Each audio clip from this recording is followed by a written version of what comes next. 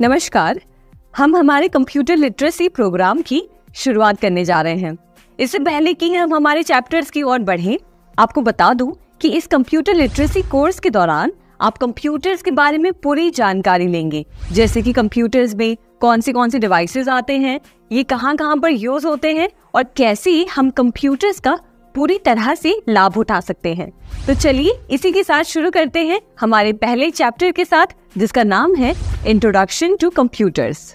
Chapter के title से ही आप समझ पा रहे होंगे कि इसमें हम सीखेंगे कंप्यूटर्स किसे कहते हैं, कंप्यूटर्स कितने प्रकार के होते हैं और किन जगहों पे कंप्यूटर्स काम आते हैं।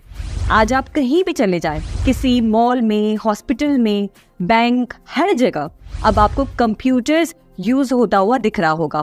एक टाइम था जब इन सब जगहों पर मैन्युअली पेपर से सारा डेटा एंट्री किया जाता था, जिसमें काफी समय लगता था, और आज वही चीज हम कंप्यूटर्स में फीड करके उस काम को काफी आसानी से और डबल स्पीड से कर पा रहे हैं। और अब वेब टेक्नोलॉजी, इंटरनेट और मोबाइल में जो विकास हम देख रहे हैं, वो आज से 10 साल पहले जो था और आज जो है, उसने ज्ञान के नए दरवाजे खोल दिए हैं।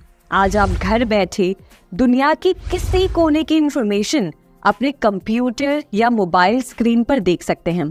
आप स्टूडेंट हैं, घर बैठे बैठे अपने कंप्यूटर सिस्टम पर पूरी पढ़ाई कर सकते हैं। ये मान लीजिए कि अब हम इंफॉर्मेशन के सुपर हाईवे पर चल रहे हैं, जहां कोई भी इंफॉर्मेशन पाना या देना बस कंप्यूटर के एक क्लिक के जरिए हो सकता है, जो एक समय पर हमारे लिए नामुमकिन था। इसी से आप ये बात समझ पा रहे होंगे कि कंप्यूटर्स के बारे में जानना, उसे सीखना और अपने जीवन में उसका उपयोग करना आपके जीवन को सरल तो बनाता ही है, पर साथ ही साथ मशीन के जरिए आप एक नए थिंकिंग प्रोसेस का हिस्सा बनते हैं।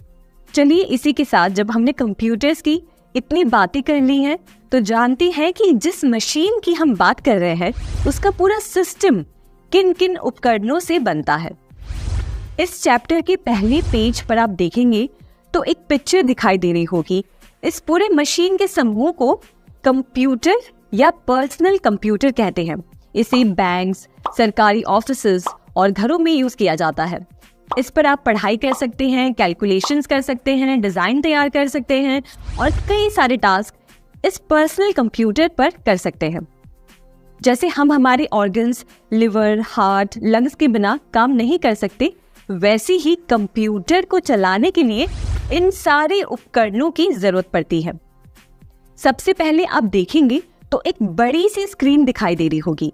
इसे कहते हैं मॉनिटर। आप जो भी इंफॉर्मेशन कंप्यूटर को फीड करते हैं, उसका रिजल्ट आपको इस मॉनिटर पर दिखाई देता है। ये सबसे जरूरी हिस्सा होता है कंप्यूटर का, जो आपको आउटपुट प्रदान करता है। फिर कंप्यूटर के नीचे आपको एक सीपीयू दिखाई दे रहा होगा।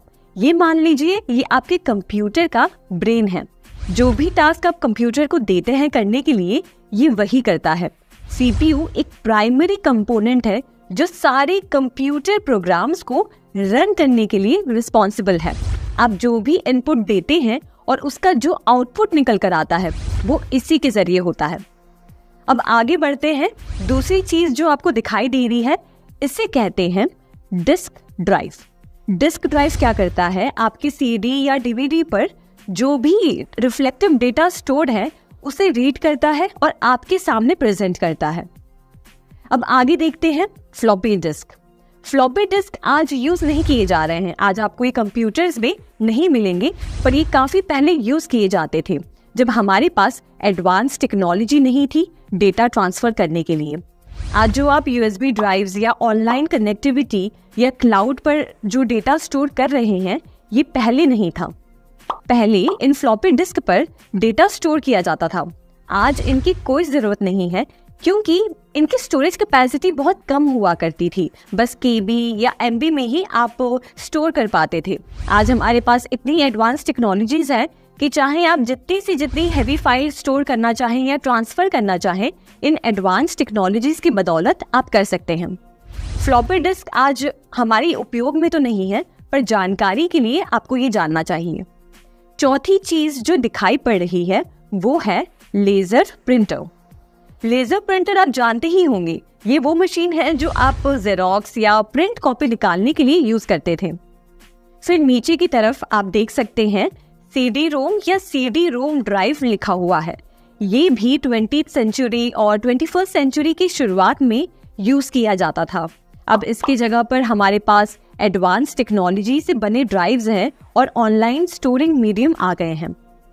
ये एक मीडियम था जिसके जरिए सॉफ्टवेयर, मल्टीमीडिया एप्लीकेशंस और लार्ज फाइल्स को डिस्ट्रीब्यूट करने के लिए यूज किया जाता था। सीडी रोम का फुल फॉर्म है compact disc read only memory. CD ROM में सिर्फ रीड ओनली टेक्नोलॉजी थी, जिसका मतलब है मैन्युफैक्चरिंग के समय में उस पर जो भी डेटा स्टोर है उसको आप मॉडिफाई नहीं कर सकते, उसे आप बस रीड कर सकते हैं। जबकि फ्लॉपी डिस्क एक प्रकार का ड्राइव था जिसमें आप डेटा रीड कर सकते हैं और राइट भी कर सकते हैं। इसका मतलब डेटा को मॉडिफाई भी कर सकते हैं। दोनों को अलग अलग पर्पसेस के लिए यूज किया जाता था। कई प्रकार की इनमें डिफरेंसेस थी जो इन्हें अपने काम में अलग बनाती थी। और नेक्स्ट में है सीडी रोम ड्राइव। ये एक तरह का हार्डवेयर डिवाइस हुआ करता था जिससे सीडी रोम में से डेटा को रीड करने के लिए बनाया गया था। आजकल इनको डिजिटल स्टोरेज ने रिप्लेस कर दिया है। आज के मॉडर्न कंप्यूटर्स में ये दोनों ही ड्राइव आपको देखने नहीं मिलेंगे। आगे बढ़ते हुए आपको कीबोर्ड की पिक्चर दिखाई दे रही होगी। ये एक प्राइमरी इनपुट डिवाइस है जिसमें कई तरह के कीज होते हैं। इनमें कई तरह के बटन्स होते हैं, कई तरह के स्पेशल कैरेक्टर्स होते हैं जो एक प्रकार के फंक्शन या कमांड को रिप्रेजेंट करते हैं। आप कंप्यूटर से इन बटन्स के जरिए अपने कमांड्स को पहुंचा पाते हैं। अगला है माउस। इसके बारे में तो आप जानते ही होंगे। ये कंप्यूटर स्क्रीन पर कर्सर मूव करने के लिए काम आता है। मॉडेम एक ऐसा डिवाइस है जो कंप्यूटर और इंटरनेट सर्विस प्रोवाइडर के बीच संवाद स्थापित करने में मदद करता है। ये डिजिटल डेटा को एक प्रकार से दूसरे प्रकार में बदलने और फिर से वापस बदलने में क्षमता रखता है ताकि इंटरनेट और कंप्यूटर के बीच एक कम्युनिकेशन संभव हो। उसके बाद है स्पीकर, जिसके बारे में हम अच्छे से जानते हैं। फिर है मेमोरी। कंप्यूटर मेमोरी एक इलेक्ट्रॉनिक कंपोनेंट है जो डेटा को टेम्पररी या स्थायी रूप से स्टोर या रिट्रीव करने के लिए इस्तेमाल होती है। इससे पहले हमने जाना कि कंप्यूटर्स आखिर होते क्या हैं। क्या आप जानते हैं कि कंप्यूटर्स भी कई प्रकार के होते हैं? मुख्य रूप से 3 टाइप के कंप्यूटर्स होते हैं। पहला है एनालॉग कंप्यूटर, दूसरा है डिजिटल कंप्यूटर और तीसरा है हाइब्रिड कंप्यूटर। सबसे पहले एनालॉग कंप्यूटर्स के बारे में शॉर्ट में जानते हैं। एनालॉग कंप्यूटर्स जो कि ट्रेडिशनल डिजिटल कंप्यूटर से अलग होते हैं, रियल वर्ल्ड डेटा को डायरेक्टली मैनिपुलेट करते हैं, जैसे कि वोल्टेज, प्रेशर या टेम्परेचर। इनका मेन काम होता है कंटिन्यूअस डेटा को हैंडल करना और एक आउटपुट प्रदान करना। ये कंप्यूटर्स फिजिकल क्वांटिटीज को डायरेक्टली मेजर और प्रोसेस करते हैं। एग्जाम्पल के तौर पर आप ले सकते हैं एक थर्मोमीटर जो टेम्परेचर मेजर करता है, वो भी एक तरह का एनालॉग डिवाइस है। दूसरे एग्जाम्पल के तौर पर आप गाड़ी के स्पीडोमीटर को भी ले सकते हैं। स्पीडोमीटर एक एनालॉग कंप्यूटर की तरह काम करता है जो गाड़ी की स्पीड को मेजर करता रहता है और आपको स्क्रीन पे दिखाता है कि गाड़ी कौन सी स्पीड पे चल रही है। इसके कंपैरिजन में डिजिटल कंप्यूटर्स सब कुछ बाइनरी कोड यानी कि 0 और 1 में कन्वर्ट करते हैं। इस तरह analog computers real time data को डायरेक्टली प्रोसेस करते हैं जो उन्हें कुछ स्पेसिफिक एप्लीकेशंस में बहुत ही ज्यादा इफेक्टिव बनाता है। इनका यूज आज भी कई जगह पे होता है जहां कंटिन्यूअस डेटा मॉनिटरिंग और प्रोसेसिंग की जरूरत होती है। आपके लिए एनालॉग कंप्यूटर्स को समझना इम्पोर्टेंट है क्योंकि ये आपको डिफरेंट टाइप के कंप्यूटिंग सिस्टम्स के बारे में एक ब्रॉडर पर्सपेक्टिव देते हैं। अब आगे हमारे दूसरे टाइप के कंप्यूटर के बारे में जानते हैं जो कि है डिजिटल कंप्यूटर। अब डिजिटल कंप्यूटर वो कंप्यूटर है जो आपके घर में, ऑफिसेज में, स्कूल में, बैंक में हर जगह इस्तेमाल होता है। एनालॉग कंप्यूटर्स कुछ ही जगह यूज होते हैं पर डिजिटल कंप्यूटर्स आपको हर जगह दिखेंगे। जैसे हमने एनालॉग कंप्यूटर्स में देखा कि एनालॉग कंप्यूटर फिजिकल क्वांटिटी को डायरेक्टली मेजर करते हैं जैसे टेम्परेचर, प्रेशर, वैसे डिजिटल कंप्यूटर्स बाइनरी फॉर्म में डेटा को प्रोसेस करते हैं, यानी 0 और 1 के बीच में। ये calculations, gaming, information storage, data processing, data storage और भी ऐसे डिजिटल कई सारे काम के लिए यूज होता है। इसका एक सबसे क्लासिक एग्जाम्पल आप ले सकते हैं आपका स्मार्टफोन। आपका फोन भी एक तरह का डिजिटल कंप्यूटर ही है। जब भी आप कोई एप्लीकेशन यूज करते हैं या इंटरनेट चलाते हैं तो ये डिजिटल कंप्यूटर बाइनरी कोड यानी कि 0 और 1 का इस्तेमाल करके डेटा को प्रोसेस करता है। और तीसरा और आखिरी टाइप का कंप्यूटर जो कि है हाइब्रिड कंप्यूटर। हाइब्रिड कंप्यूटर नाम से ही आप थोड़ा बहुत समझ पा रहे होंगे। ये कंप्यूटर्स एनालॉग कंप्यूटर और डिजिटल कंप्यूटर का एक मिक्स है। ये कंप्यूटर्स दोनों ही कंप्यूटर्स का लाभ उठाते हैं। एनालॉग कंप्यूटर्स की कैपेबिलिटी, रियल वर्ल्ड डेटा को प्रोसेस करने की कैपेबिलिटी, और डिजिटल फॉर्म की कैपेबिलिटी, क्रिटिकल कैलकुलेशंस और डेटा को स्टोर करने की, दोनों के ही मिश्रण से एक हाइब्रिड कंप्यूटर बनता है। इसमें पहले रिसीव किए गए एनालॉग सिग्नल्स को प्रोसेस किया जाता है, जैसे कि टेम्परेचर, स्पीड या प्रेशर, और फिर ये सिग्नल्स डिजिटल फॉर्म में कन्वर्ट किए जाते हैं, जिससे कि हमें काफी एक प्रॉपर तरीके से डेटा को स्टडी करने की हेल्प मिलती है। इसका सबसे क्लासिक एग्जांपल आपको दूं तो हॉस्पिटल्स में जो हार्ट मॉनिटर यूज किया जाता है वो भी एक प्रकार का हाइब्रिड कंप्यूटर है, जिसमें कंप्यूटर पेशेंट की हार्ट रेट को ट्रैक करता रहता है, यानी कि एनालॉग डेटा को प्रोसेस करता है और फिर इस डेटा को यूज करके डिजिटल फॉर्म में प्रेजेंट करता है, जिससे कि डॉक्टर समझ सकते हैं कि पेशेंट की कंडीशन क्या है, वो कैसे रिकवर कर रहे हैं। तो इससे समझिए कि इन सभी टेक्नोलॉजी जैसे कि एनालॉग, डिजिटल और हाइब्रिड, इन तीनों की हमें कितनी ज़्यादा ज़रूरत है। सभी अलग अलग पर्पस के लिए यूज़ किए जाते हैं, अलग अलग इंडस्ट्रीज में काम आते हैं और आने वाले समय में इनमें और परिवर्तन होता रहेगा और ये और एडवांस होते जाएंगे। अब ये तो हमने समझ लिया कि कितने मेन टाइप्स के कंप्यूटर होते हैं, पर इस डिजिटल कंप्यूटर्स के भी कुछ अपने प्रकार होते हैं। जैसे कि डिजिटल कंप्यूटर्स में micro computer, mini computer, main frame computer और सुपर कंप्यूटर्स भी आते हैं।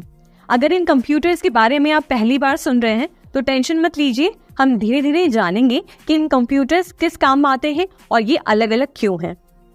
तो सबसे पहले डिजिटल कंप्यूटर्स में सुपर कंप्यूटर्स के बारे में जानते हैं। तो सुपर कंप्यूटर से आप क्या समझ पा रहे हैं? कुछ ऐसा जो बहुत पावरफुल है, कुछ ऐसा जो उसे बाकियों से बहुत ज्यादा शक्तिशाली बनाता है। तो ये बात बिल्कुल सही है। सुपर कंप्यूटर्स हमारे आम कंप्यूटर्स या डेस्कटॉप से कई गुना ज्यादा पावरफुल होते हैं।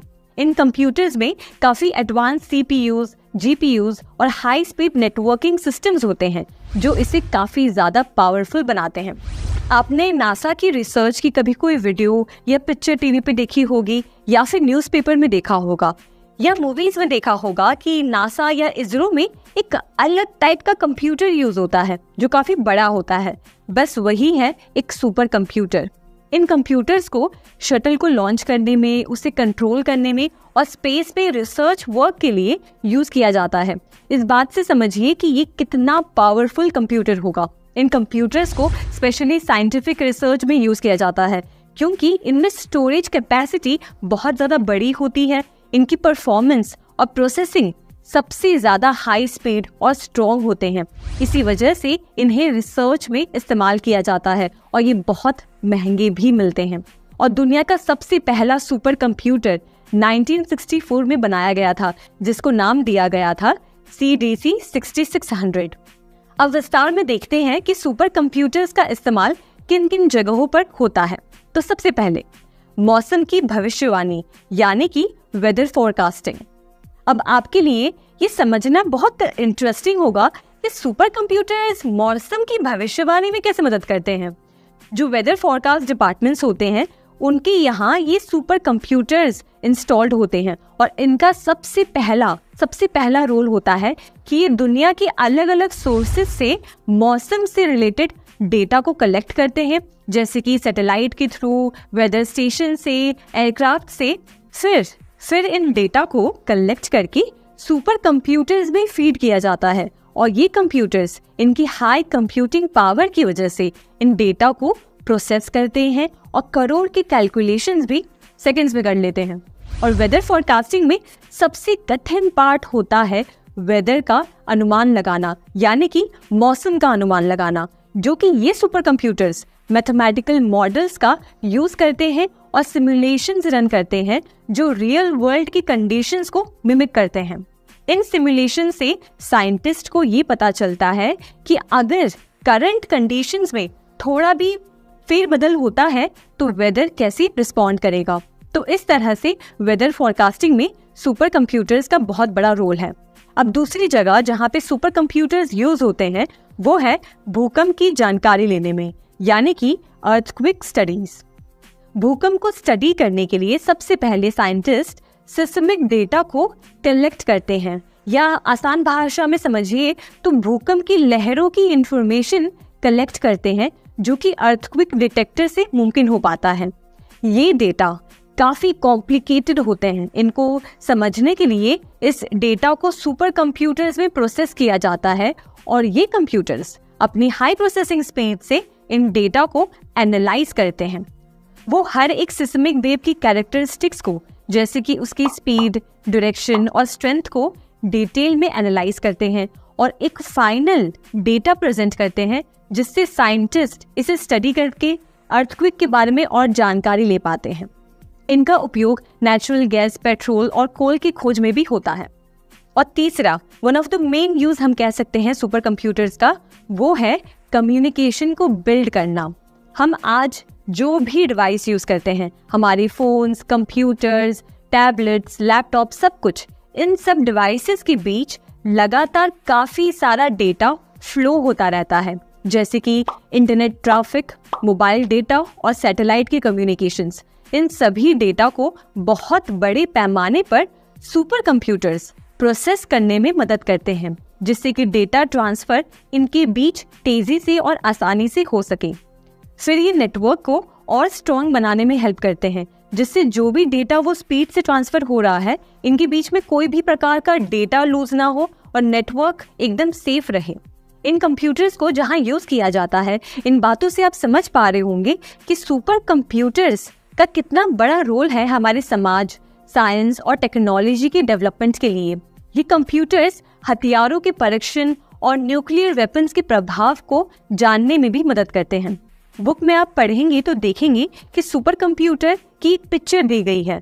आप देखिए कि ये मशीन दिखने में ही कितना ज्यादा पावरफुल लगता है। और दुनिया में कुछ फेमस सुपर कंप्यूटर्स के नाम भी आपके बुक में दिए गए हैं। पहला है IBM Sequoia अमेरिका में, दूसरा फुजित्सु के कंप्यूटर जापान में और तीसरा परम सुपर कंप्यूटर भारत में।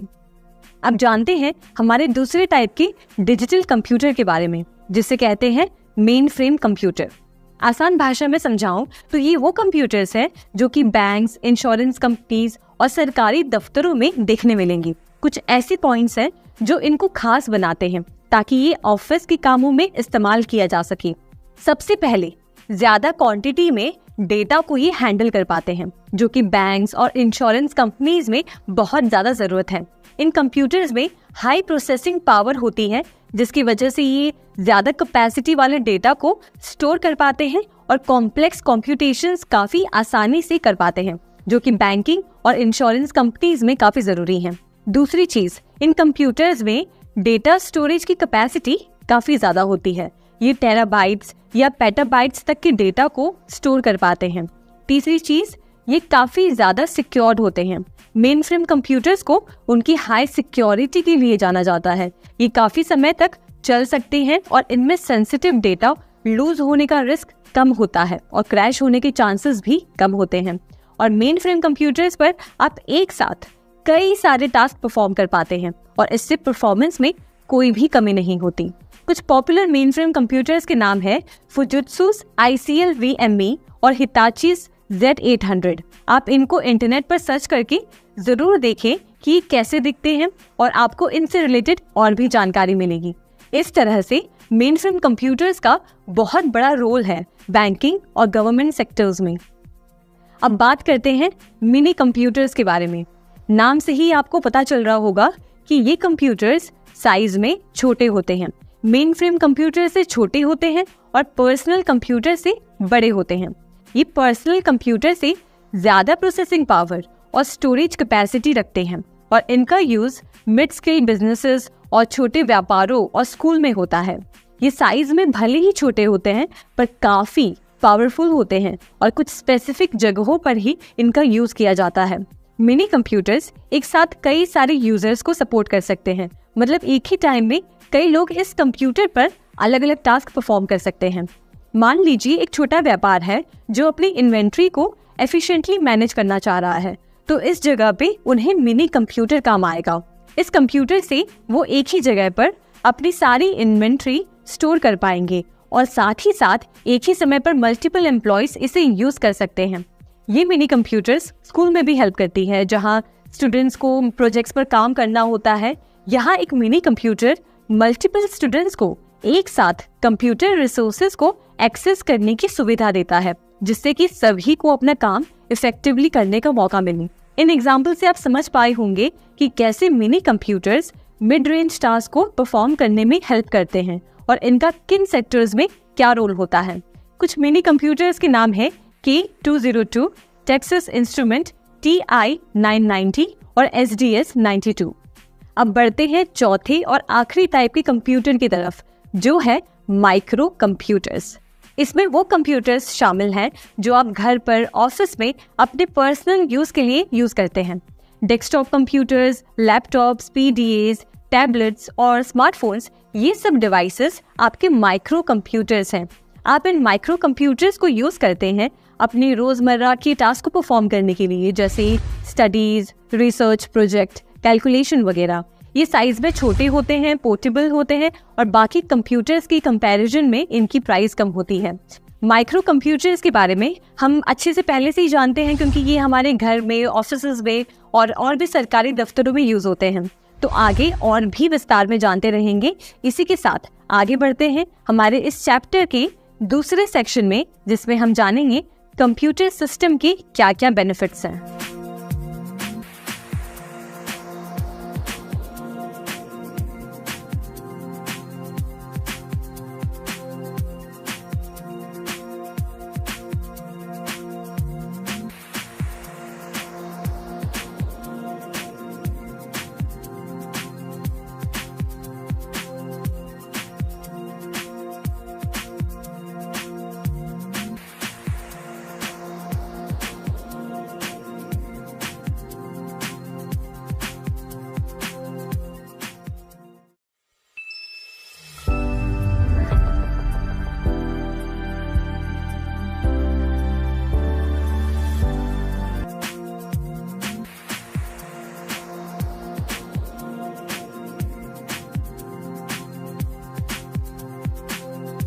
इससे पहले वाले सेक्शन में हमने देखा कि कितने टाइप के कंप्यूटर्स होते हैं, कैसे सभी अलग अलग पर्पसेस के लिए यूज किए जाते हैं। अब इस सेक्शन में कंप्यूटर सिस्टम के लाभ में हम जानेंगे कि कंप्यूटर एक मशीन के रूप में कैसे हमें लाभ पहुंचाता है। कंप्यूटर की ऐसी क्या विशेषताएं हैं जो आज सारा जहां कंप्यूटर्स पर डिपेंडेंट है अपने सारे जरूरी कामों के लिए। तो सबसे पहला फैक्टर है स्पीड। कंप्यूटर्स की सबसे बड़ी विशेषता है कि वो बहुत तेजी से कोई भी टास्क परफॉर्म कर सकते हैं। जब कंप्यूटर्स का इन्वेंशन भी नहीं हुआ था तो सोचिए कि कोई भी कैलकुलेटिव टास्क करने में कितना समय लगता होगा, और आज देखिए सिर्फ एक क्लिक से कंप्यूटर लाखों डेटा को भी कुछ सेकंड्स में ही प्रोसेस कर देता है। कंप्यूटर्स ऐसा इसलिए कर पाते हैं क्योंकि उनमें जो प्रोसेसर्स लगे होते हैं, जो उन्हें लाखों या कभी कभी करोड़ इंस्ट्रक्शंस को भी प्रोसेस करने में बस कुछ सेकंड्स की देरी लगाते हैं। इसका मतलब है कि डेटा को एनालाइज करना, कैलकुलेशंस करना या कोई भी कॉम्प्लेक्स टास्क में उन्हें बहुत कम समय लगता है। और सबसे अनोखी बात यह है कि आप एक समय पर सिर्फ एक ही कंप्यूटर पर काफी सारे अलग अलग प्रकार के टास्क कर सकते हैं। जैसे एक विंडो में आप गूगल सर्च ओपन कर सकते हैं, दूसरे विंडो में आप कोई फाइल अपलोड कर सकते हैं, तीसरे विंडो में आप कोई म्यूजिक सुन सकते हैं। इससे आप अंदाजा लगा सकते हैं कि कंप्यूटर कितना तेज है। वो एक साथ कई सारे काम एक ही समय पर कर सकता है। एग्जाम्पल के तौर पर मान लीजिए आपको एक प्रोजेक्ट पर काम करना है जिसमें आपको बहुत सारे नंबर्स का एनालिसिस करना है। अब सोचिए कि अगर यही काम आपको मैन्युअली करना पड़ जाए तो कितना समय लगेगा, पर कंप्यूटर की मदद से आप ये काम सेकंड्स में कर सकते हैं। इससे आज हम अपना समय बचा पा रहे हैं, साथ ही साथ और ज़रूरी इन्वेंशंस और डेवलपमेंट पे फोकस कर पा रहे हैं जो ज़रूरी है। इसी के साथ हमारा दूसरा पॉइंट है शुद्धता, यानी कि एक्यूरेसी।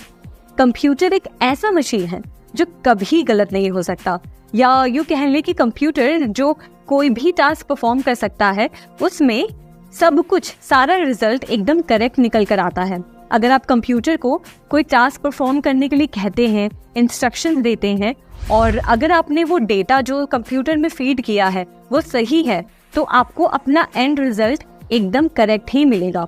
इसलिए आज हम सबसे ज़रूरी और डिफ़िकल्ट टास्क के लिए कंप्यूटर पर आंख बंद करके भरोसा कर पा रहे हैं। और आजकल तो एडवांस कंप्यूटर्स डेवलप हो रहे हैं, उनमें ऑटोमेटेड एरर चेकिंग और करेक्शन के फीचर्स आ रहे हैं, यानी अगर आपने भूल से कोई गलती की है तो वो अपने आप उसे डिटेक्ट करके सही कर देते हैं। मान लीजिए एक बैंक है जो रोजाना लाखों ट्रांजैक्शंस हैंडल करता है। इन ट्रांजैक्शंस पे एक्यूरेसी, यानी कि हमेशा करेक्ट इंफॉर्मेशन रखना बहुत जरूरी है। कंप्यूटर्स की मदद से बैंक ये सुनिश्चित कर पाते हैं कि उनके जो भी ट्रांजैक्शंस रिकॉर्ड हो रहे हैं वो एकदम सही हैं, उनमें कोई भी एरर्स नहीं हैं। या फिर साइंटिफिक रिसर्च में जहां डेटा का एक्यूरेट एनालिसिस बहुत ज़्यादा ज़रूरी होता है, कंप्यूटर्स की हेल्प से रिसर्चर्स प्रिसाइज मेजरमेंट्स और कैलकुलेशंस कर सकते हैं, जो कि मैनुअल मेथड से बहुत ज़्यादा मुश्किल हो जाता। अब आगे बढ़ते हैं हमारे तीसरे पॉइंट की तरफ, जो है उच्च संचयन क्षमता, यानी कि हाई स्टोरेज कैपेसिटी। कंप्यूटर्स में आजकल बहुत बड़ी क्वांटिटी में डेटा स्टोर किया जा रहा है। आप अपने videos, files, pictures, documents, music files, सभी तरह की फाइल्स कंप्यूटर में सेव कर सकते हैं और ज़रूरत पड़ने पर उसे आसानी से अपने कंप्यूटर पे ढूंढ सकते हैं। आपको बस उस फाइल का नाम टाइप करना है और कंप्यूटर उस फाइल को आपको ढूंढ के दे देता है। इंटरेस्टिंग बात यह है कि आप अपने डेटा को स्टोर तो कर ही सकते हैं, साथ ही साथ उसे काफ़ी अच्छे से ऑर्गेनाइज भी रख सकते हैं। एग्जाम्पल के तौर पर समझिए कि एक वेडिंग फोटोग्राफर है, उसने अपने क्लाइंट की वेडिंग्स की फोटोज अपने कैमरा से क्लिक की है। अब वो आसानी से उन फोटोज को कैमरा से कंप्यूटर में ट्रांसफर कर सकता है और उन फोटोज की और या वीडियोस की कंप्यूटर में अलग से फोल्डर्स बना सकता है और सेव कर सकता है।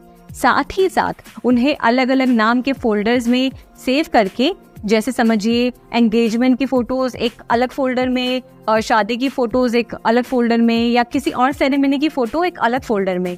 इस तरह से वो सारे वीडियोस, फोटोज स्टोर कर सकते हैं, उन्हें अच्छे से ऑर्गेनाइज कर सकते हैं, और जिससे जरूरत पड़ने पे उन्हें ढूंढने में कोई दिक्कत नहीं होती। अब आगे बढ़ते हैं फोर्थ पॉइंट की तरफ, जो है विविधता, यानी कि वर्सेटैलिटी। कंप्यूटर्स की वर्सेटैलिटी उनका एक और बेनिफिट है।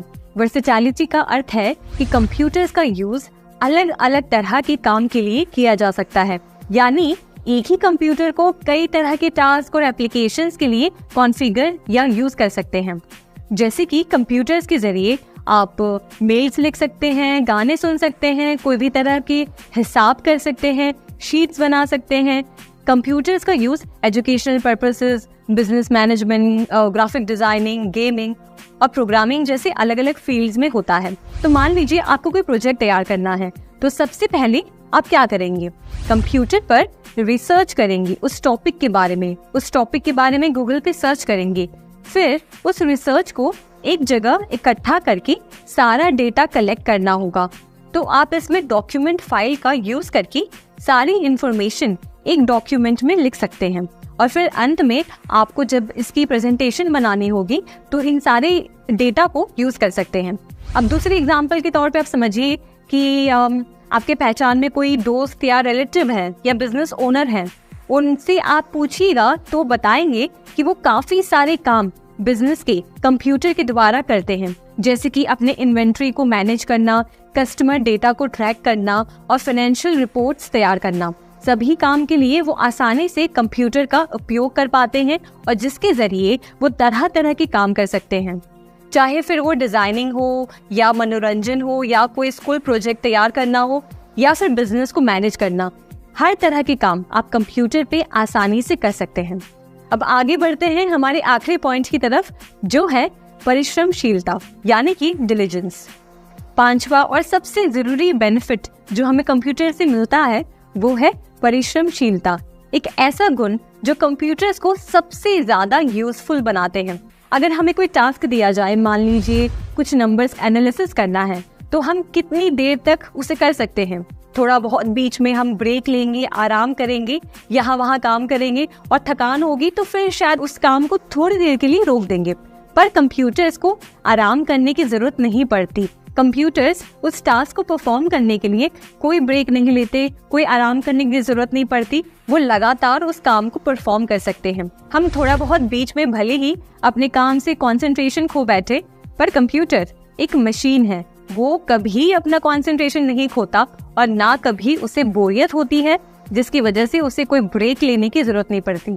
आप जिस गति से उसे जो भी निर्देश देते हैं वो उसी गति से उसे प्रोसेस करता है और एंड रिजल्ट एकदम सही देता है। अब हर चीज में चाहे जितनी सारी अच्छाइयाँ हो, फायदे हो, कुछ न कुछ सीमाएं जरूर होती हैं। उसी तरह से कंप्यूटर में भी कुछ सीमाएं हैं। कंप्यूटर्स को अक्सर डंग मशीन या नॉन थिंकिंग मशीन कहा जाता है, क्योंकि इनके पास खुद का कोई IQ नहीं होता। कंप्यूटर सिर्फ वही काम कर सकते हैं जो उन्हें प्रोग्राम या इंस्ट्रक्शंस के थ्रू बताया गया हो। इसका मतलब है अगर ऐसी कोई सिचुएशन आ जाए जिसमें कंप्यूटर को ना पता हो कि अब आगे क्या करना है, तो वो उसे परफॉर्म नहीं कर सकता। कुछ बातें जो कंप्यूटर को एक डम मशीन बनाती हैं। सबसे पहले कंप्यूटर्स पहले से प्रोग्राम्ड इंस्ट्रक्शंस के हिसाब से काम करते हैं। इनके पास खुद से सोचने समझने की कोई क्षमता नहीं होती। अगर किसी सिचुएशन का सलूशन उनके प्रोग्राम में नहीं है तो वो उस पर प्रभावशाली तरह से रिस्पॉन्ड नहीं कर सकते। दूसरी, कंप्यूटर्स में क्रिएटिविटी या जजमेंट की कमी होती है। वो नए आइडियाज जनरेट नहीं कर सकती, किसी सिचुएशन को इंसान की तरह एनालाइज नहीं कर सकते। इनके डिसीजंस प्योरली लॉजिकल और फिक्स्ड एल्गोरिदम्स पर बेस्ड होते हैं। तीसरी बात, अगर कोई ऐसी सिचुएशन आ जाए, कोई अनएक्सपेक्टेड सिचुएशन जिसे पहले से प्रोग्राम नहीं किया गया है कंप्यूटर में, तो कंप्यूटर उस टास्क को परफॉर्म नहीं कर पाएगा, उस टास्क का समाधान नहीं दे पाएगा। ये सिर्फ उन्हीं सिनेरियोज में काम करता है जो पहले से उनके अंदर प्रोग्राम किए गए हैं। मान लीजिए एक लाइब्रेरी मैनेजमेंट सिस्टम है। अगर लाइब्रेरी में कोई ऐसी यूनिक सिचुएशन आती है, जैसे एक रेयर बुक का स्पेशल हैंडलिंग जो उस सिस्टम में प्रोग्राम नहीं किया गया है, तो कंप्यूटर उस सिचुएशन का समाधान नहीं कर सकता। या एक और एग्जांपल लेते हैं, एक रोबोटिक वैक्यूम क्लीनर का। ये क्लीनर प्रोग्राम्ड पार्ट्स और क्लीनिंग पैटर्न्स के हिसाब से काम करता है। अगर घर में कुछ अनएक्सपेक्टेड जैसी कोई चीज आ जाए या कोई बड़ा ऑब्स्टिकल या कुछ बिखरा हुआ लिक्विड हो, तो क्लीनर शायद उस सिचुएशन को ठीक से हैंडल नहीं कर पाएगा, क्योंकि उसका एल्गोरिदम उस तरह के सिनेरियोज के लिए डिजाइन नहीं किया गया होता है। आजकल बहुत सी companies automated customer service systems का यूज करती हैं। ये सिस्टम्स प्री प्रोग्राम्ड रिस्पॉन्सेस से कंप्यूटर्स के क्वायरीज का जवाब देते हैं। लेकिन जब कस्टमर का सवाल या समस्या थोड़ा कॉम्प्लेक्स होता है, जिसे प्री डिफाइंड स्क्रिप्ट्स में कवर नहीं किया गया हो, तो सिस्टम असरदार जवाब नहीं दे पाता।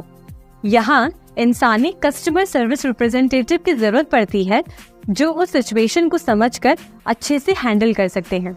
एजुकेशनल सॉफ्टवेयर भी एक तरह से उदाहरण है इस चीज का। ये प्रोग्राम्स स्टूडेंट्स को पढ़ाई में मदद करते हैं, लेकिन अगर स्टूडेंट कोई ऐसा सवाल पूछ ले जो प्रोग्राम में नहीं है, तो सॉफ्टवेयर उसका सही जवाब नहीं दे सकता। इस स्थिति में एक टीचर या ट्यूटर की जरूरत पड़ती है जो स्टूडेंट की समझ के हिसाब से समाधान प्रोवाइड कर सके। ये एग्जाम्पल्स दिखाते हैं कि कंप्यूटर्स चाहे कितने भी एडवांस्ड क्यों ना हो, उनमें सोचने समझने की क्षमता नहीं होती। वो प्रोग्राम्ड इंस्ट्रक्शंस के हिसाब से काम करते हैं। इसलिए जब कोई अनएक्सपेक्टेड या कॉम्प्लेक्स सिचुएशंस आते हैं, तो इंसानी बुद्धि और समझ का उपयोग करना पड़ता है। आपके लिए ये समझना जरूरी है कि टेक्नोलॉजी की यूज में ह्यूमन ब्रेन और समझ को हमेशा आगे रखना चाहिए। टेक्नोलॉजी के डिसीजंस को ब्लाइंडली फॉलो नहीं करना चाहिए, बल्कि क्रिटिकल थिंकिंग और ह्यूमन जजमेंट का यूज करके उन डिसीजंस को गाइड करना चाहिए। ये अप्रोच टेक्नोलॉजी को ज़्यादा इफेक्टिव और रिस्पॉन्सिबल बनाती है और इंश्योर करती है कि टेक्नोलॉजी का यूज़ हमारी रियल वर्ल्ड प्रॉब्लम्स का बेटर सोल्यूशन हो।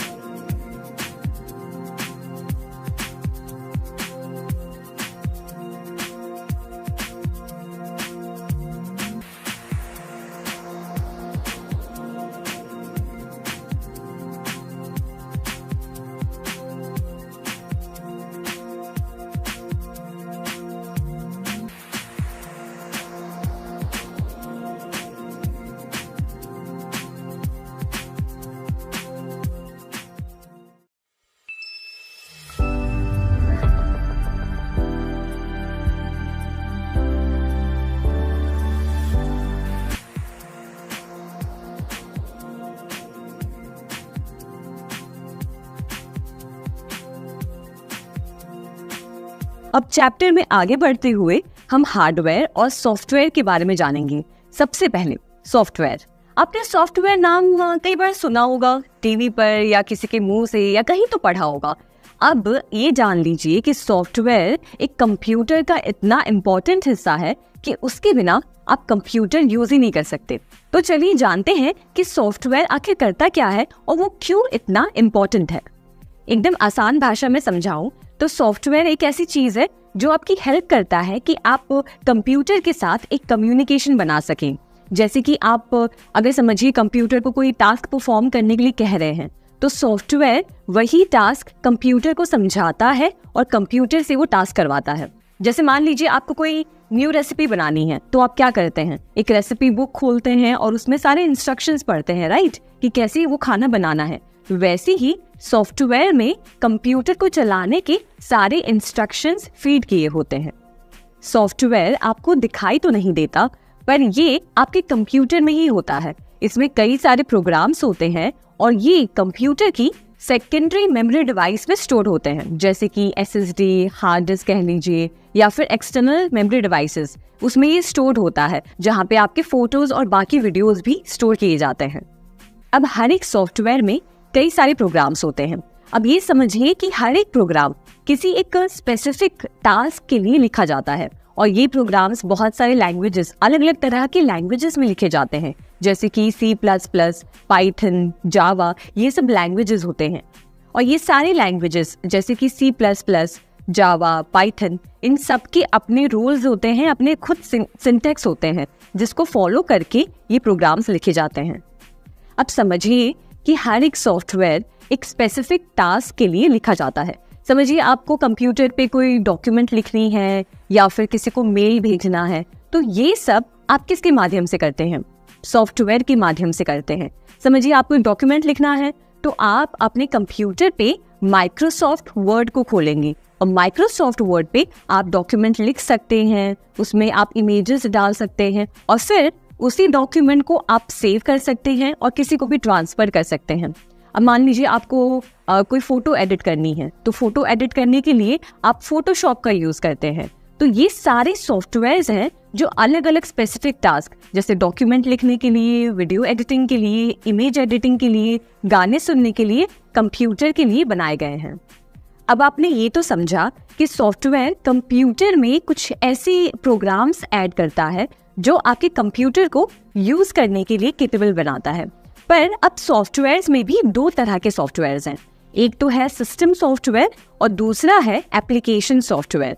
तो एप्लीकेशन सॉफ्टवेयर में हमने देखा कि माइक्रोसॉफ्ट वर्ड था, फोटोशॉप था, ये सारी एक स्पेसिफिक टास्क के लिए ये सॉफ्टवेयर्स बनाए गए हैं। और वैसे ही सिस्टम सॉफ्टवेयर जो है वो एक अलग तरह से काम करता है। तो आइए एक डिटेल तरीके से समझते हैं कि सिस्टम सॉफ्टवेयर आखिर किसे कहते हैं। तो सिस्टम सॉफ्टवेयर को आप इस तरीके से समझिए कि आपके पास एक कार है, तो कार में एक सबसे जरूरी चीज क्या होती है, इंजन, राइट। इंजन से ही हम कार चला पाते हैं। वैसे ही कंप्यूटर के लिए जो इंजन है वो है सिस्टम सॉफ्टवेयर।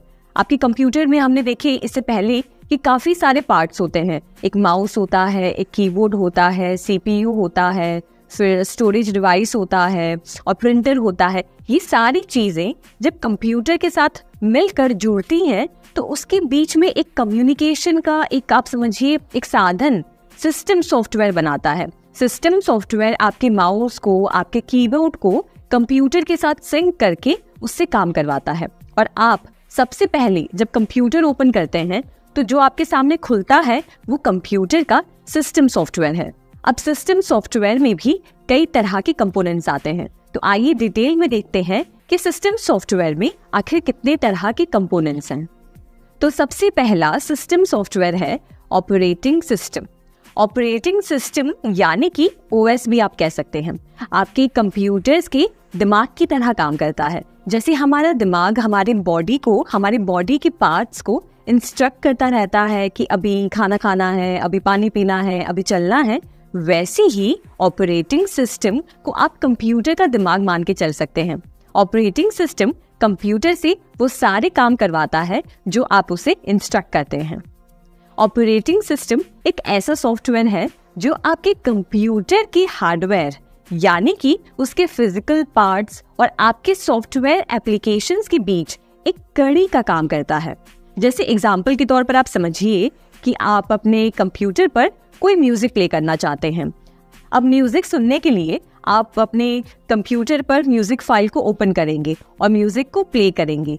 ये सारे इंस्ट्रक्शंस ऑपरेटिंग सिस्टम के जरिए कंप्यूटर तक पहुंचता है, जिससे कंप्यूटर अपने स्पीकर से आपके लिए म्यूजिक प्ले करता है।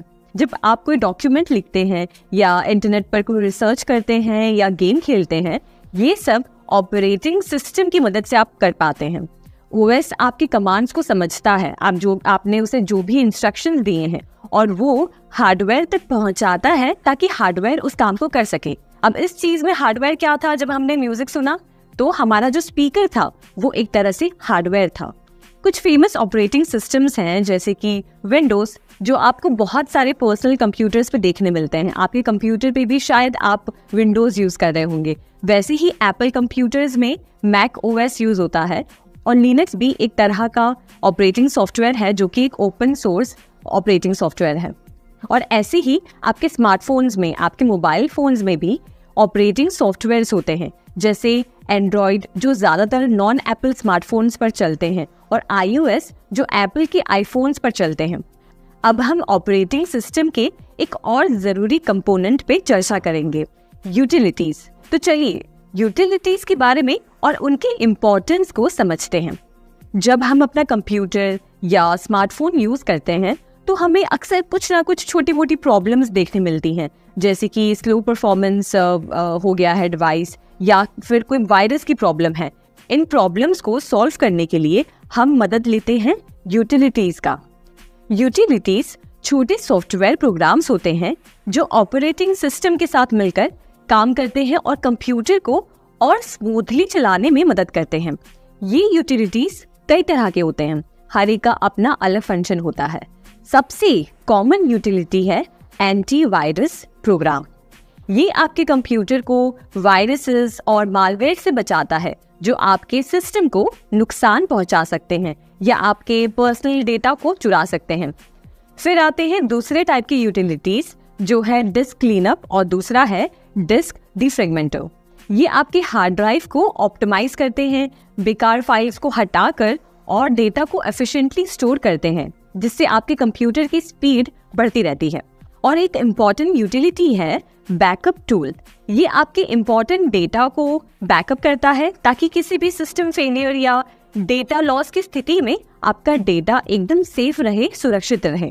यूटिलिटीज हमारे ऑपरेटिंग सिस्टम का एक अनिवार्य हिस्सा है। ये छोटे लेकिन पावरफुल टूल्स होते हैं जो हमारे कंप्यूटर एक्सपीरियंस को और भी बेहतर बनाते हैं और एकदम सेफ बनाते हैं।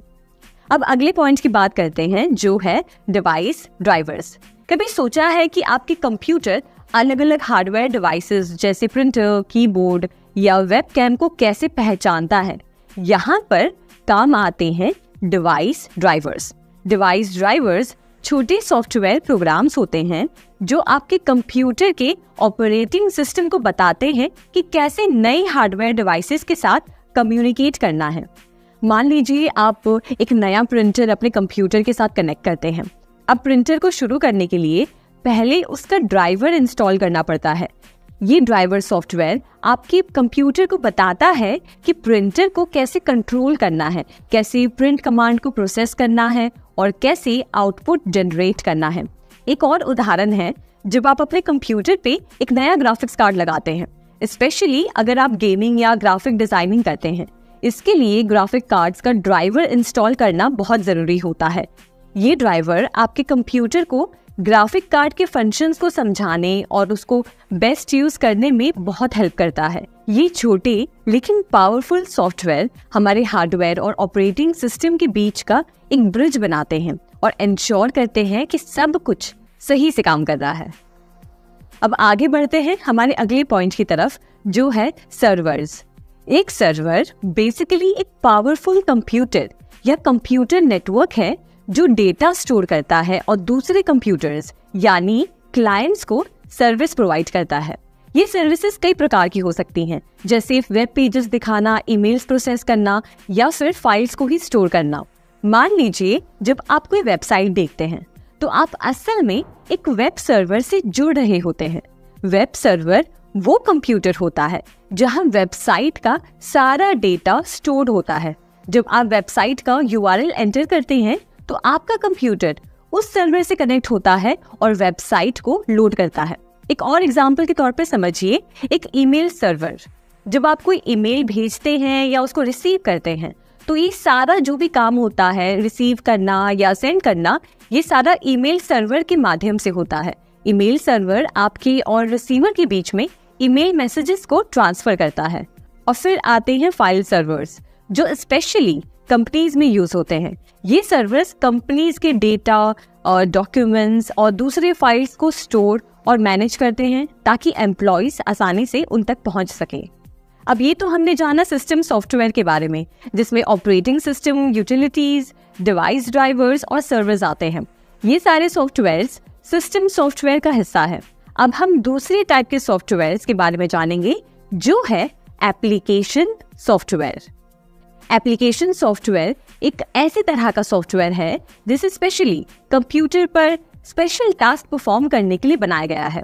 एप्लीकेशन सॉफ्टवेयर को एंड यूजर प्रोग्राम के नाम से भी जानते हैं। इससे पहले जो हमने सिस्टम सॉफ्टवेयर के बारे में पढ़ा, उससे एप्लीकेशन सॉफ्टवेयर काफी अलग है।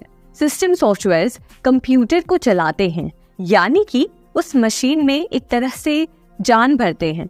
अगर सिस्टम सॉफ्टवेयर नहीं होते तो एक कंप्यूटर मशीन काम ही नहीं कर पाता। उसे काम करने के लिए सिस्टम सॉफ्टवेयर की जरूरत पड़ती है, जबकि एप्लीकेशन सॉफ्टवेयर थोड़ा अलग है। एप्लीकेशन सॉफ्टवेयर की जब हम बात करें तो ये वो सॉफ्टवेयर्स हैं जो कंप्यूटर पर अलग अलग टूल्स प्रोवाइड करते हैं, जिससे हम अलग अलग तरह की टास्क परफॉर्म कर सकें। मान लीजिए अगर मैं आपको कहूँ कि आपको एक टॉपिक पर रिसर्च करनी है, तो आप क्या करेंगे? एक डॉक्यूमेंट खोलेंगे और उसमें सारा रिसर्च वर्क या जो भी आप सर्च कर रहे हैं उसे टाइप करेंगे। तो इस जगह पे जो आप टूल यूज करेंगे वो एक एप्लीकेशन सॉफ्टवेयर होगा। एप्लीकेशन सॉफ्टवेयर का एक एग्जांपल है माइक्रोसॉफ्ट वर्ड, जो हमें हेल्प करता है डॉक्यूमेंट्स प्रिपेयर करने के लिए। अब दूसरे एग्जांपल की बात करें तो मान लीजिए आपको इंटरनेट पर कुछ सर्च करना है। आप कंप्यूटर ओपन करेंगे और गूगल पर सर्च करेंगे, राइट? तो इसमें गूगल एक तरह का एप्लीकेशन सॉफ्टवेयर ही है। अगर आपको वीडियो एडिटिंग करनी है तो उसके लिए आप एक दूसरे प्रकार का एप्लीकेशन सॉफ्टवेयर ओपन करेंगे। वैसे ही अगर कोई शीट बनानी है तो उसके लिए आप अलग सॉफ्टवेयर यूज करेंगे। और ऐसे में ये सारे टूल्स जो भी आप यूज कर रहे हैं वो एक तरह से एप्लीकेशन सॉफ्टवेयर है। और ऐसे कई सारे सॉफ्टवेयर्स हैं जो अलग अलग पर्पसेस के लिए बनाए गए हैं और ये हमारी लाइफ को और भी आसान बनाते हैं। अब ये सॉफ्टवेयर्स हर तरह के फील्ड में इस्तेमाल होते हैं और हाँ, हर तरह के लोग इन्हें यूज करते हैं। जैसे आपका कोई फ्रेंड होगा जो किसी बिजनेस को चला रहा होगा, वो भी किसी ना किसी तरह का एप्लीकेशन सॉफ्टवेयर जरूर यूज कर रहा होगा। जैसे माइक्रोसॉफ्ट एक्सेल पर वो अपने दुकान की इन्वेंट्री बनाता होगा। आपको कोई और दोस्त होगा जो एक ग्राफिक डिजाइनर होगा, तो वो फोटोशॉप का यूज करता होगा फोटोज को एडिट करने के लिए। तो वो भी एक तरह का एप्लीकेशन सॉफ्टवेयर है।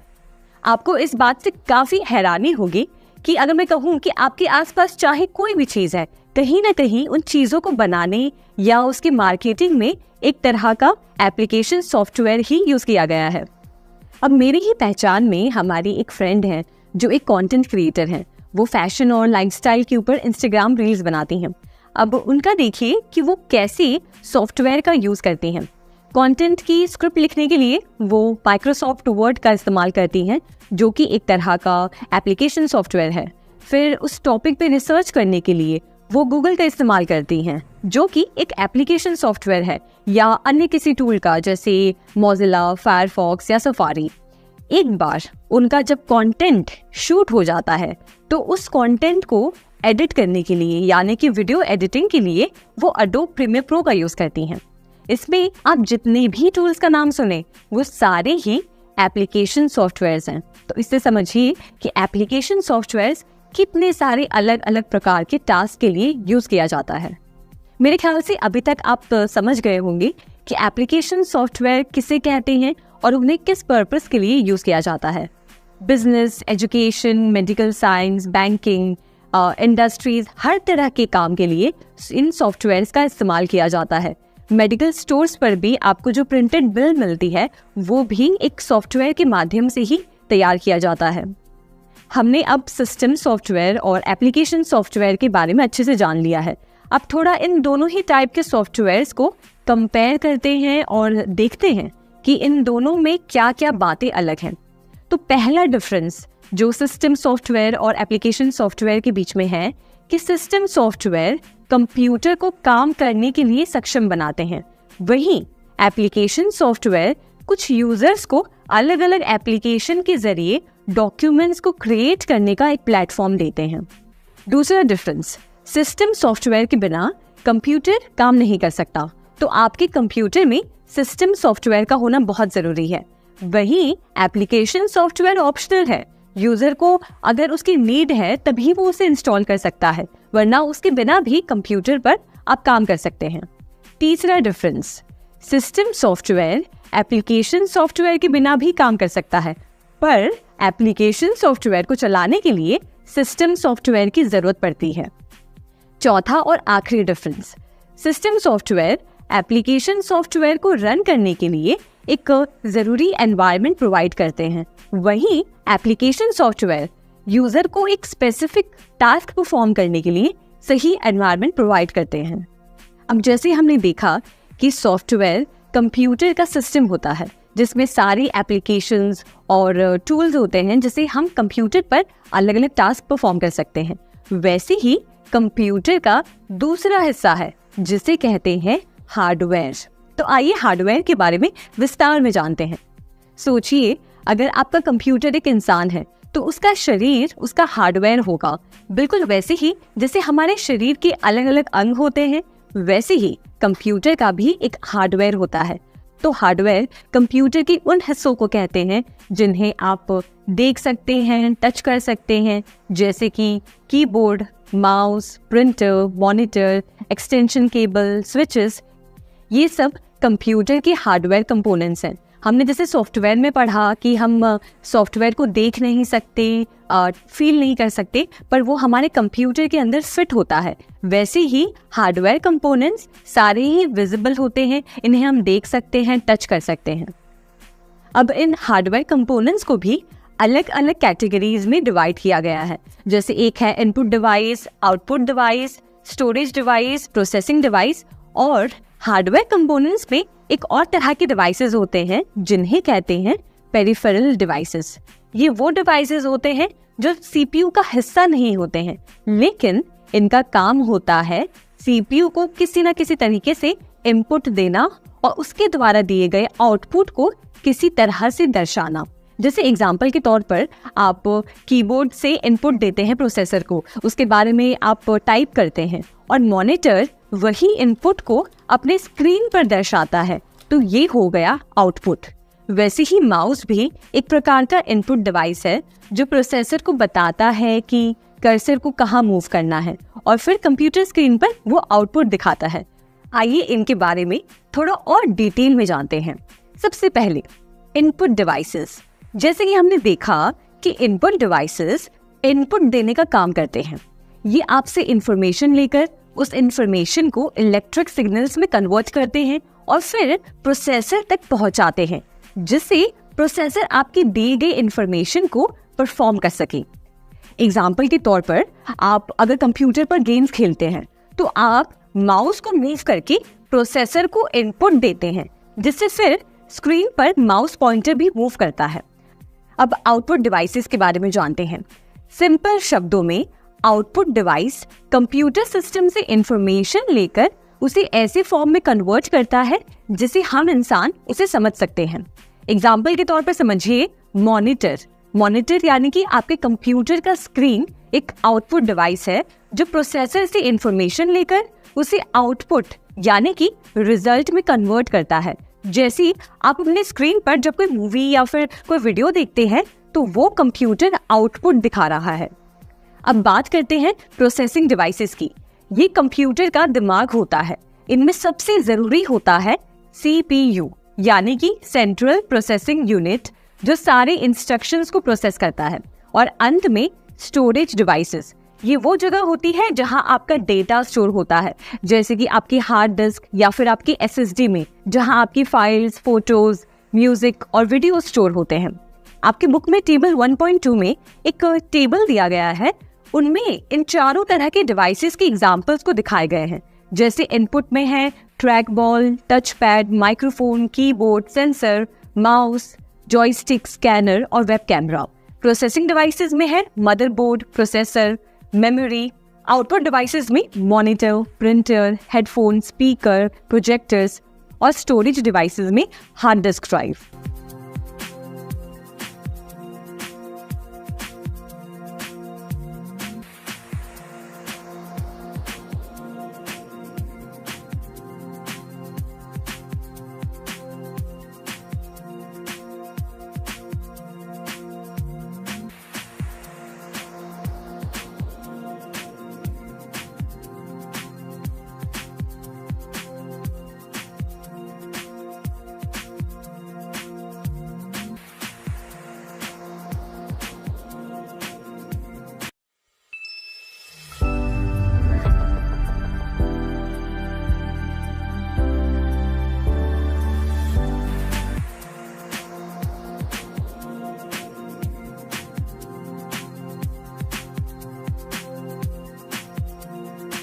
कंप्यूटर किस तरह से अलग अलग जगहों में काम आता है। सबसे पहले घर में कंप्यूटर का उपयोग।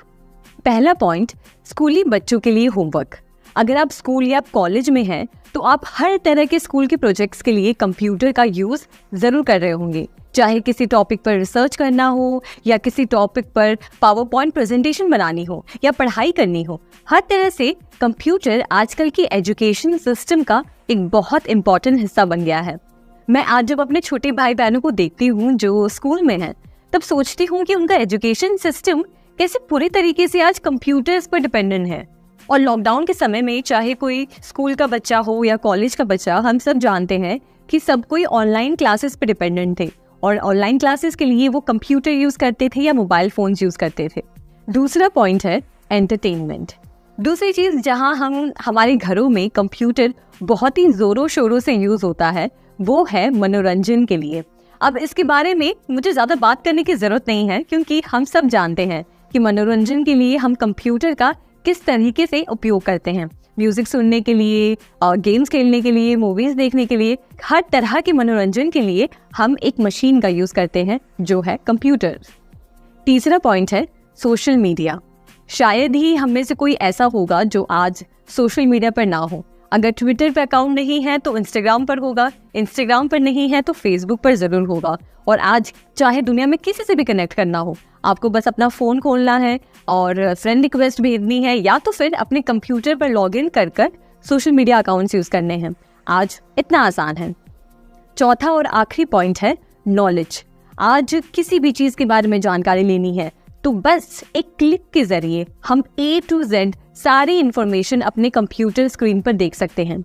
चाहे कुकिंग सीखनी हो, साइंस के रिलेटेड कोई भी इनोवेशन के बारे में सीखना हो या जानना हो, या बिजनेस के बारे में जानना हो कि कैसे शुरू कर सकते हैं, आज सब कुछ कंप्यूटर के माध्यम से अवेलेबल है।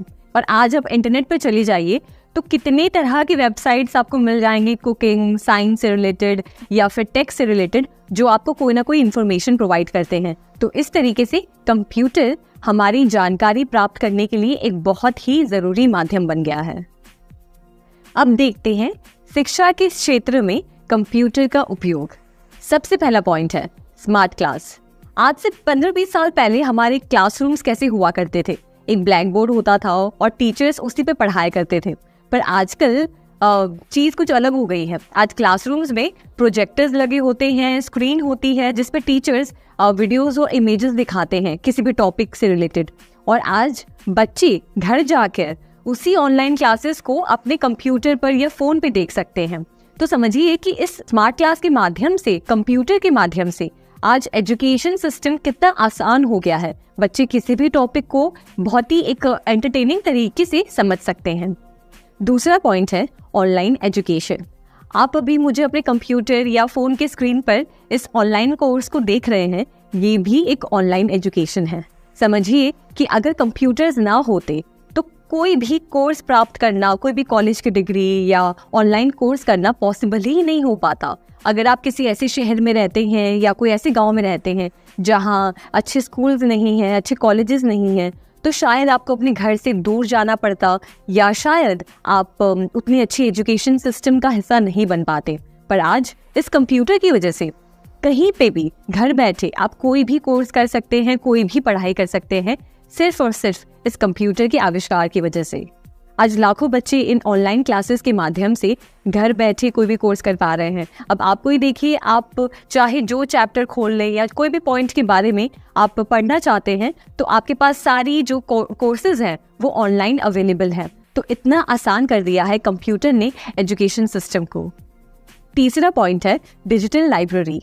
स्कूल बुक्स और अन्य सारी किताबें अब डिजिटल फॉर्म में कन्वर्ट हो गई हैं, जिससे कोई भी और कभी भी उसे पढ़ सकता है। आपके लाइब्रेरी में भी जो मैगजीन्स हैं, आर्टिकल्स और हर प्रकार के जर्नल्स अब हमें ऑनलाइन मिल जाते हैं। और आप लाइब्रेरी जाएंगे तो वहाँ भी पाएंगे कि बुक्स वहाँ पर कंप्यूटर के जरिए ही मैनेज हो रहे हैं। किसी बुक इशू किया गया है, उसका नाम, कब की गई है वो डेट, और कब लौटानी है, वो सारा डेटा अब कंप्यूटर में स्टोर किया जाता है। अब देखते हैं कंप्यूटर का बिजनेस में उपयोग। चाहे आप किसी भी बिजनेस का नाम लें, Amazon, मिंत्रा या आपके घर के पास वाला कोई भी लोकल ग्रोसरी स्टोर, कंप्यूटर्स हर जगह हर बिजनेस में इस्तेमाल हो रहा है। आइए कुछ पॉइंट्स के जरिए समझते हैं कि बिजनेस में ये कंप्यूटर्स कैसे काम करते हैं और कैसे बिजनेसेस की हेल्प करते हैं। सबसे पहले संचार यानी कम्युनिकेशन। क्या आपने कभी कोई ऑनलाइन सामान ऑर्डर किया है? आई एम श्योर आपने किया होगा। और कभी अगर उस प्रोडक्ट में कोई डिफेक्ट होता है तो आप क्या करते हैं? कस्टमर सर्विस में कॉल करते हैं, राइट? यही है कंप्यूटर का एक यूसेज बिजनेसेस में। कस्टमर डायरेक्टली सेलर से बात कर सकते हैं, अपने सजेशंस दे सकते हैं, और अगर प्रोडक्ट में कोई दिक्कत होती है तो आसानी से उस इशू को सॉल्व किया जा सकता है। इसी पहलू पर आज सारे बिजनेसेस काम कर रहे हैं। आपके प्रोडक्ट को लेकर कोई भी शिकायत हो या कोई भी परेशानी हो, आप डायरेक्टली बिजनेसेस को मेल भेज सकते हैं, आप अपनी बात उन्हें लिख सकते हैं, उनसे कॉल पर कनेक्ट कर सकते हैं, और एक रिलेशनशिप भी इससे कस्टमर और बिजनेसेस के बीच में भी बिल्ड होता है। अगर आप अभी कोई जॉब कर रहे हैं तो इजीली अपने मैनेजर के साथ कनेक्ट कर सकते हैं मीटिंग्स के लिए या कोई भी डिस्कशन के लिए। इससे बिजनेसेस, ऑफिसेस के वर्क कल्चर को काफी स्मूथ बना दिया है। अब हर काम के लिए बिना किसी परेशानी से इजीली कम्युनिकेशन इकोसिस्टम को हम और स्ट्रॉन्ग बना पा रहे हैं। कंपनीज गूगल मीट, स्काइप पर मीटिंग्स अरेंज करती हैं, जिससे हर एम्प्लॉय कहीं से भी अटेंड कर सकता है और काम का नुकसान नहीं होता है। ऐसे और भी एरियाज में कंप्यूटर कम्युनिकेशन को सुधार रहा है। दूसरा पॉइंट, सेल्स और मार्केटिंग। एक बड़े बिजनेस की बात करें और या एक छोटे बिजनेस की बात करें, उनके प्लान्स को अप्लाई करने में कंप्यूटर एक बहुत ही इम्पोर्टेंट भूमिका प्ले करता है। सेल्स को ट्रैक करने के लिए अलग अलग टूल्स आज मार्केट में हैं, जिन टूल्स पर इजीली आप अपने सेल्स की रिकॉर्ड रख सकते हैं और पूरे सेल्स वर्कफोर्स को मैनेज भी कर सकते हैं। वेबसाइट बनाना, अपने बिजनेस के डिजिटल एड्स क्रिएट करना, सब कुछ आप कंप्यूटर पे कर सकते हैं। आपके भी फ्रेंड सर्कल या रिलेटिव में कोई होगा जिनका बिजनेस ऑनलाइन हर जगह सेटअप है, उनके एड्स फेसबुक पे, इंस्टाग्राम पर चल रहे होंगे, जिसकी वजह से वो इतने कंपटीशन में भी हजारों लोगों तक अपने प्रोडक्ट को पहुंचा पा रहे हैं, उसकी जानकारी शेयर कर पा रहे हैं। ई कॉमर्स बिजनेस ऐसे ही ग्रो हुआ है। हम आज दुकानों पर जाकर शायद कम शॉपिंग कर रहे हैं, आज बिजनेसेस और ग्राहक दोनों ही ऑनलाइन अवेलेबल हैं और इससे सोसाइटी को बहुत फायदा हुआ है। घर बैठे आप अपनी मनपसंद चीज ऑर्डर कर सकते हैं और वो प्रोडक्ट आपके घर पे डिलीवर हो जाता है। ये सारा सिस्टम कंप्यूटर पर ही बिल्ट है। प्रोडक्ट डिजाइन बनाने से लेकर marketing, sales, after sale services, सारा एक मशीन पर हैंडल हो सकता है। और बात करें डिजिटल मार्केटिंग की, तो ये बस टीवी, रेडियो या फोन पर नहीं हो रहा है, पर आपके इंटरनेट पर भी, जैसे आप इंस्टाग्राम पे देखते हैं, फेसबुक पर देखते हैं, उसके माध्यम से भी डिजिटल मार्केटिंग एकदम सही से हो पा रहा है। जैसे कि एग्जाम्पल के तौर पर affiliate marketing, display advertising, email marketing, search marketing, social media, social networking, game advertising और वीडियो एडवर्टाइजिंग। तीसरा पॉइंट है मानव संसाधन, यानी कि ह्यूमन रिसोर्सेज। कंप्यूटर्स की दुनिया में ह्यूमन रिसोर्सेज या एचआर का क्षेत्र एक ऐसा एरिया है जहां टेक्नोलॉजी ने कमाल का बदलाव किया है। सबसे बड़ा गेम चेंजर है यहाँ ERP, यानी कि एंटरप्राइज रिसोर्स प्लानिंग सॉफ्टवेयर। सोचिए, एक बड़ी कंपनी है जिसमें हजारों एम्प्लॉयज हैं। अब इन सभी का डेटा जैसे कि पेरोल, रिक्रूटमेंट, अप्रेजल या टैक्सेस मैनेज करने का एक बड़ा टास्क होता है। यहाँ ERP सिस्टम की एंट्री होती है। ये एक पावरफुल टूल है जो सारे HR रिलेटेड टास्क को एक ही जगह पर परफॉर्म करता है। मान लीजिए एक नई वैकेंसी आती है, ERP सिस्टम रिक्रूटमेंट प्रोसेस को स्ट्रीमलाइन करता है और कैंडिडेट्स को ट्रैक करता है। फिर जब कोई एम्प्लॉय ज्वाइन करता है तो उसका पेरोल यानी वेतन, टैक्स डिडक्शंस और बेनिफिट्स को भी ERP पे मैनेज कर सकते हैं। हर महीने के सैलरी स्लिप से लेकर ईयरली अप्रेजल तक सब कुछ ये ERP सॉफ्टवेयर पे बहुत आसानी से HRs कर सकते हैं। और यही नहीं, फाइनेंशियल अकाउंटिंग और लेजर मैनेजमेंट भी ERP के जिम्मे होता है। इसका मतलब है कि HR टीम को हर एक एम्प्लॉय का फाइनेंशियल रिकॉर्ड जैसे कि लोन्स, उनके एडवांसेस या टैक्सेस आसानी से मिल जाते हैं। तो बेसिकली ERP एक ऐसा मैजिकल टूल बॉक्स है जो HR की हर जरूरत को फुलफिल करता है और ये सब कुछ बस क्लिक्स की दूरी पर है। इस तरह कंप्यूटर्स ने ह्यूमन रिसोर्सेज टास्क को और भी आसान बना दिया है, बल्कि इस प्रोसेस को और भी ट्रांसपेरेंट और एफिशिएंट बनाया है। चौथा और आखिरी पॉइंट है शिक्षा और परीक्षण। अब हम एजुकेशन और ट्रेनिंग की बात करते हैं तो कंप्यूटर्स ने इस क्षेत्र में एक क्रांति सी ला दी है, खास तौर पर बिजनेसेस में। आज के समय में कंपनीज अपने एम्प्लॉयज को अपस्किल और रीस्किल करने के लिए कंप्यूटर्स का इस्तेमाल करते हैं और इसमें टेक्नोलॉजी एक बड़ा हाथ है। एक क्लासिक एग्जाम्पल है ऑनलाइन लर्निंग प्लेटफॉर्म्स का उपयोग। मान लीजिए एक कंपनी ने एक नया सॉफ्टवेयर इम्प्लीमेंट किया है और अब उन्हें अपने एम्प्लॉयज को इस सॉफ्टवेयर के उपयोग के बारे में ट्रेन करना है। यहाँ पर कंप्यूटर्स के थ्रू ऑनलाइन कोर्सेज और ट्यूटोरियल्स का यूज करके एम्प्लॉयज को आसानी से और इफेक्टिवली ट्रेन किया जा सकता है। उदाहरण के लिए प्लेटफॉर्म्स जैसे यूडेमी या कोर्सेरा पर डाइवर्स रेंज के कोर्सेज अवेलेबल होते हैं जो स्पेसिफिक स्किल्स और सॉफ्टवेयर एप्लीकेशंस पर फोकस करते हैं। और फिर वर्चुअल रियलिटी यानी कि VR और ऑगमेंटेड रियलिटी यानी कि AR बेस्ड ट्रेनिंग, ये एक और इनोवेटिव तरीका है जहां कंप्यूटर्स को इस्तेमाल करके एम्प्लॉयज को एक इमर्सिव लर्निंग एक्सपीरियंस दिया जाता है। मान लीजिए एक मैन्युफैक्चरिंग कंपनी अपने एम्प्लॉयज को मशीनरी के ऑपरेशन के बारे में ट्रेन करना चाहती है। VR टेक्नोलॉजी की मदद से एम्प्लॉयज एक वर्चुअल एनवायरनमेंट में मशीनरी को ऑपरेट करने का अनुभव ले सकते हैं बिना रियल मशीनरी को छुए। और हम वेबिनार और वीडियो कॉन्फ्रेंसिंग टूल्स को तो भूल ही नहीं सकते। जब फेस टू फेस ट्रेनिंग संभव नहीं होती तो कंपनीज Zoom या Microsoft Teams जैसे टूल्स का इस्तेमाल करके उस ट्रेनिंग पर्पस या ट्रेनिंग सेशंस को कंडक्ट करते हैं। इससे एम्प्लॉयज कहीं भी कभी भी ट्रेनिंग सेशंस में पार्टिसिपेट कर सकते हैं। तो यूँ समझिए कि कंप्यूटर्स ने एजुकेशन और ट्रेनिंग के तरीके को बदल दिया है। अब कंपनीज के पास अपने एम्प्लॉयज को ज़्यादा इफेक्टिवली और एफिशिएंटली ट्रेन करने के लिए नए नए टूल्स और रिसोर्सेज हैं, जो कि कंप्यूटर्स और इंटरनेट की बदौलत ही संभव हुआ है।